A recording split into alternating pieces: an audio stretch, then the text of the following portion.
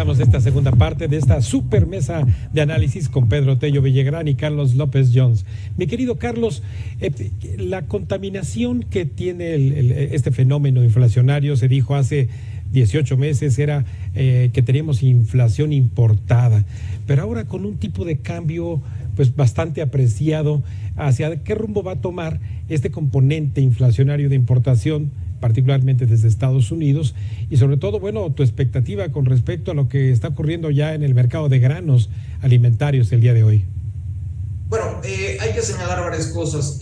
Cuando Rusia decide invadir a Ucrania pasan dos cosas. Uno, suben mucho efectivamente el precio de los granos, lo que tiene que ver con maíz, con trigo, con cereal, con soya, etcétera. Y también sube mucho el precio del petróleo. El petróleo andaba en 60, 70 dólares y lo llegamos a ver por encima de los 100 dólares, básicamente porque Europa responde con sanciones a Rusia y en consecuencia le deja de comprar petróleo y gas muy barato que le vendía a Rusia, y eso genera escasez en el mercado. Actualmente el precio del petróleo ya bajó, lo vemos en 60, 70 dólares, y también bajó muy importante el precio del gas. Anda sobre los 2.50 dólares el millón de BTUs, y eso permite que muchos costos industriales bajen. También estamos viendo que el precio de los granos bajó de manera muy importante. Veíamos la tonelada de maíz en México en 7,200 pesos y ahorita ya está en 5,200 pesos. Efectivamente, para los consumidores, bueno, pues es una muy buena noticia porque la inflación en México ya está por debajo del 5%. Finalmente, la inflación en Estados Unidos ya está en 3%, después de estar en 8 y 9%.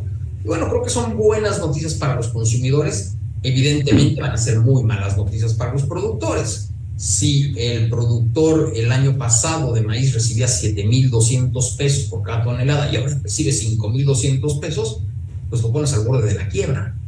Lo mismo va a pasar ahora con el tipo de cambio, pues con el sector turismo. Con 100 dólares que costaba un tour o una noche en un hotel, bueno, pues el año pasado esos dueños, esos prestadores de servicios recibían 2,000 pesos y ahorita en 16.80 pues están recibiendo 1,680 pesos por el mismo tour, por la misma noche de hotel. En consecuencia, bueno, pues el peso trae buenas noticias para la inflación. Ha sido un componente importante que ha permitido que la inflación se desacelere mucho más rápido de lo que esperábamos. Hay que decirlo, esperábamos una desaceleración no tan rápida, porque tampoco esperábamos un tipo de cambio en 16.80 hace un año. Estaba en 19.80, bueno, decíamos, pues se van a mover entre los 19 y los 20 pesos, pero 16.80 creo que sí nos sorprendió, pues de manera agradable para uno y muy desagradable para otros.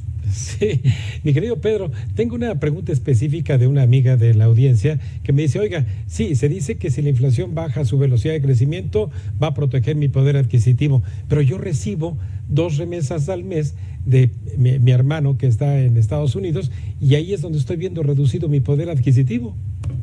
Sí, por supuesto, porque, a ver, si ponemos como ejemplo el monto del precio del dólar en julio del año pasado, que andaba por ahí de los 20 pesos en números redondos, y si recordamos que el promedio de las transferencias vía remesas es del orden de los 400 dólares, para fijar una cifra, y multiplicamos cuánto obtenían en pesos a un tipo de cambio de 20 pesos por dólar, y entonces, ¿y cuánto obtienen ahora a un tipo de cambio de 17 pesos por dólar, números cerrados?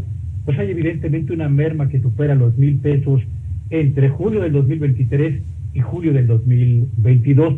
Así que por el encarecimiento, más bien por el abaratamiento del dólar, están obteniendo menos pesos de los que obtenían hace 12 meses.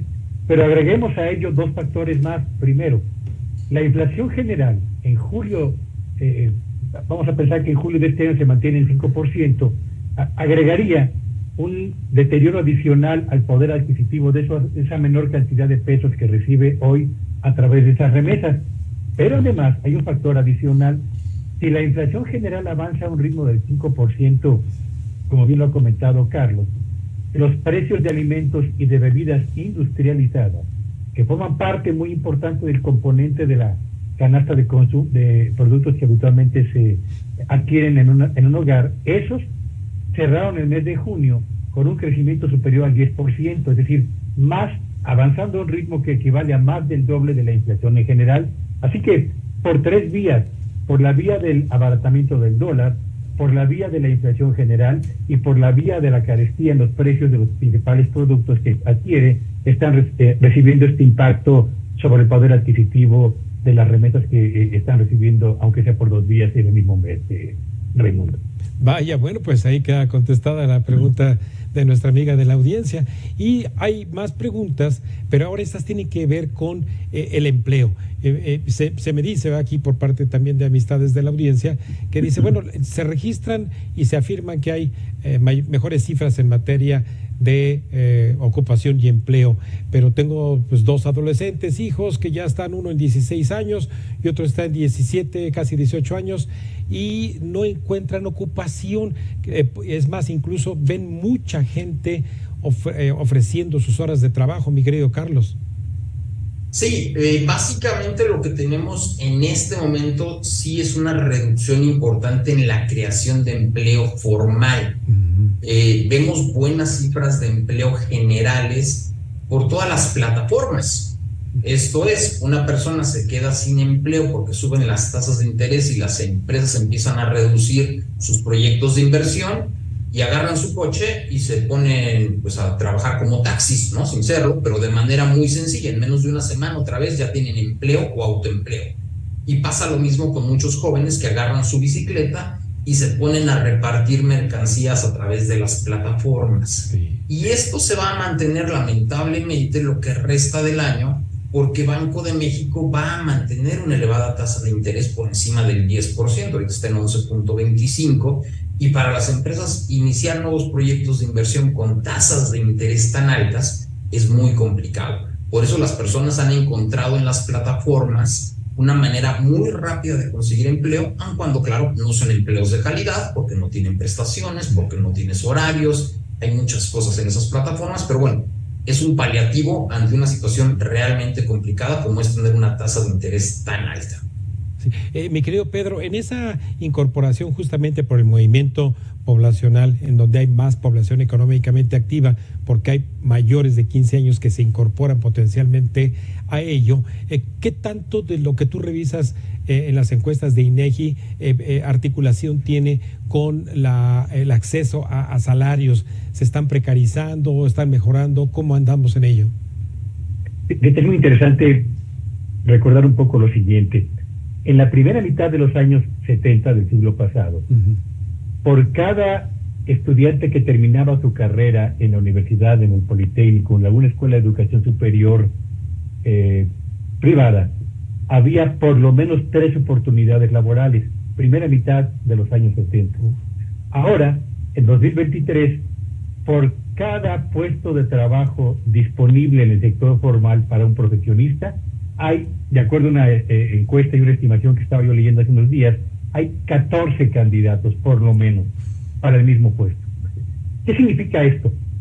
Significa, como bien lo ha señalado Carlos, que en el sector formal de la economía tenemos un evidente debilitamiento en la capacidad para generar más y mejores puestos en cantidad de trabajo para los jóvenes que se incorporan por primera vez al mercado de trabajo, habiendo terminado su formación académica. Pero además, en la medida en la que este gobierno impulsó una política salarial que me parece que vale la pena reconocer en lo que al crecimiento de los salarios mínimos para recuperar buena parte del poder adquisitivo que perdieron durante décadas enteras se refiere, lo cierto es que creó un incentivo que me parece perverso en el mercado laboral, que es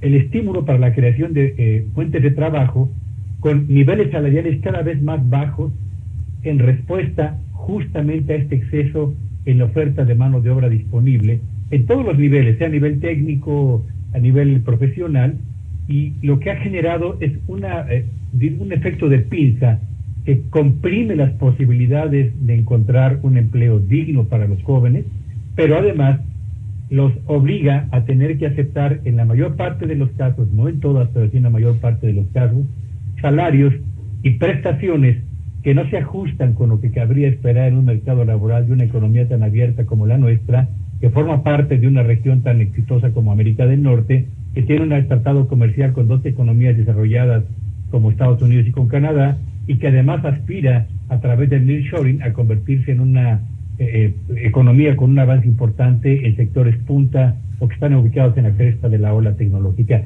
Qué paradójico resulta el cambio que se ha presentado en el mercado laboral mexicano y lo más, diría yo, preocupante es que no percibo en el corto plazo alguna tendencia que vaya a revertir esta situación. Pocos empleos en el sector formal y al mismo tiempo empleos con una mala calidad en términos de prestaciones y en la mayoría de los casos también con problemas salariales. Caray, mi querido Carlos, finalmente, ¿qué incentivos desde la política pública deberían incorporarse de ya antes de esperar otro sexenio más? Bueno, hay que señalar algo. El 80% de los empleos que se crean en México los crea la iniciativa privada, sí. No los crea el gobierno. Entonces, a los que tenemos que apoyar es a los emprendedores y a los empresarios para que creen mejores empleos. 50% del empleo en México es informal, pero el 25% está en empresas que son formales, pero que no tienen prestaciones. En consecuencia, lo que debemos de tratar de hacer es reducir el costo de la carga social. ¿Por qué? Porque las empresas no le dan seguro social a sus empleados porque el seguro social es muy caro. Entonces, ¿qué es lo que tenemos que hacer? Bueno, pues tratar de incrementar la recaudación para tener un sistema de salud universal para que a los empresarios les cueste menos meter al trabajador social, al trabajador al seguro social y en consecuencia tengan más prestaciones. Eso en primer lugar. En segundo lugar, es muy costoso despedir a un empleado en México. Entonces hay que reducir el costo de despedir al empleado. Cosa curiosa, mientras sea más barato despedir al empleado, el empleado tiene más incentivos para moverse de trabajo. Entonces vas a tener una mayor movilidad laboral porque el empleado va a decir, pues mi liquidación no va a ser tan alta y me puedo ir a otra empresa y aprovechar mis conocimientos en otra empresa. Entonces vamos a llegar a un punto en donde lo mejor que me puede pasar a mí como empleado es que otra empresa me contrate. Y al yo irme a otra empresa me llevo mis conocimientos, me llevo mi cartera de clientes y esa movilidad laboral es la que permite que las empresas fluyan y trabajen mejor. Evidentemente tenemos que trabajar con fondos de inversión que generen nuevas empresas. Evidentemente tenemos que trabajar para incrementar lo que bien dice Pedro, que es la gran oportunidad del nearshoring y atraer una mayor cantidad de empresas. Hay muy buenas empresas, ojo, hasta 2018, de 2012 a 2018, la cantidad de empresas que se venían a América Latina, de acuerdo con CEPAL de China, eran 22. De 2020 a 2023 hay proyectos de por lo menos 125 empresas que van a llegar a América Latina. Y cosa curiosa, no es México el principal foco de atención. Es Brasil, es Costa Rica, es Panamá. México está en segundo lugar cuando deberíamos ser el primer lugar, pues somos los estados más cerca de Estados Unidos, ¿no? Sí. En consecuencia, creo que nos falta hacer mucho más en materia de política pública para tener una gran cantidad de empresas que generen una gran cantidad de empleos y conforme las empresas empiezan a requerir más empleados, como sucede en el norte del país, te dan bonos para que te cambies y te dan cada vez mejores prestaciones. Claro, claro. Y sobre todo, por ejemplo, lo que ocurrió justamente el día de ayer en esta reunión entre Europa y la CELAC, que es una muestra justamente de ese interés de asociados en la Unión Europea 27 en invertir en América Latina. Amigos míos, esta mesa más que de análisis es una mesa de aprendizaje con ustedes porque tienen al día todos estos problemas estructurales con datos y no con relatos. Muchísimas gracias. Como siempre, el tiempo se nos fue rapidísimo, mi querido Pedro, mi querido Carlos. Gracias por la invitación, Raimundo. Un saludo, Carlos, y un saludo a quienes nos han hecho el favor de servirnos. Buenas noches. Muchísimas gracias, Pedro. Raimundo, como siempre, a tus órdenes. Caray, qué gusto compartir estas mesas con Pedro y contigo. Gracias, amigos, como siempre, por su generosidad. Ya estamos aquí en su casa, estamos por cumplir 3 años la semana próxima y esto se debe justamente a la contribución de analistas como ustedes. Muchísimas gracias. Felicidades, Raimundo. Muchas felicidades. ¿Nos invitas al pastel? Sí, señor, claro que sí, pastelazo acá al próximo programa. Gracias. Bueno, pues ahí lo tiene, el mejor análisis en cuentas claras con 2 reconocidos especialistas y colaboradores de este espacio. Antes de ir un breve corte, les recuerdo nuestras redes sociales de la Agencia Mexiquense de Noticias para que nos siga en Facebook y en Twitter y también en Instagram y Threads.